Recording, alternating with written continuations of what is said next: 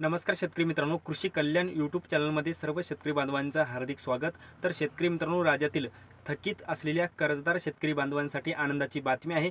कारण की मित्रांनो, राज्याचे मुख्यमंत्री श्री एकनाथ शिंदे आणि याचबरोबर राज्याचे दोन्ही उपमुख्यमंत्री यांची एक महत्त्वाची कर्जमाफीच्या माहिती संदर्भात आणि कर्जमाफीच्या संदर्भात एक मोठी बैठक पार पडलेली आहे।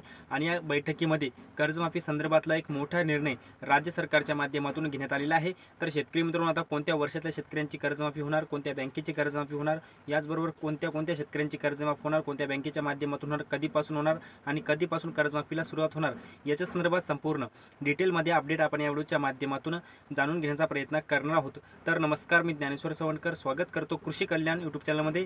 सर्व शेतकरी बांधवांना एक महत्त्वाची विनंती आहे, या साईडला दिसत असलेल्या लाल किंवा काळ्या बटनावरती क्लिक करा, जेणेकरून तुम्ही आम्हाला सबस्क्राईब कराल आणि सबस्क्राईब जर केले तर आजपासूनचे नवनवीन व्हिडिओ तुम्हाला आमचे पाहायला भेटतील।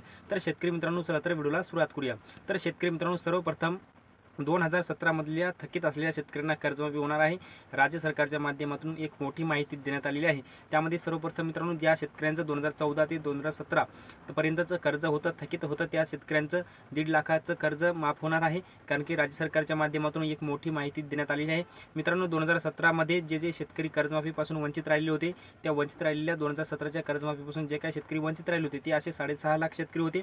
आणि त्या 6.5 लाख शेतकऱ्यांना कर्जमाफी देण्याचा निर्णय राज्य सरकारच्या माध्यमातून घेण्यात आलेला आहे।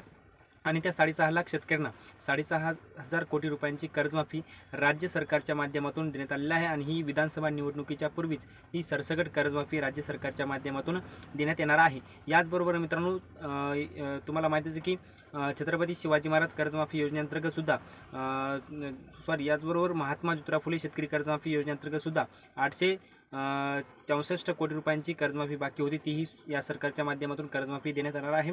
तर शेतकरी मित्रांनो, परंतु जर सरकारच्या माध्यमातून आता त्या कर्जमाफीचा संपूर्ण डेटा कलेक्ट करण्याचे काम सुरू आहे। कर्जमाफी 3 लाखापर्यंत देण्याचे आश्वासन किंवा जे सरकार आता सध्या पुढे जे काही आता निवडणूक आहेत किंवा त्या निवडणुकामुळे सरकार आश्वासन देऊ शकतात, परंतु जे काही चालू सरकार आहे, चालू सरकार कर्जमाफीचा संपूर्ण डेटा कलेक्ट करत आहे।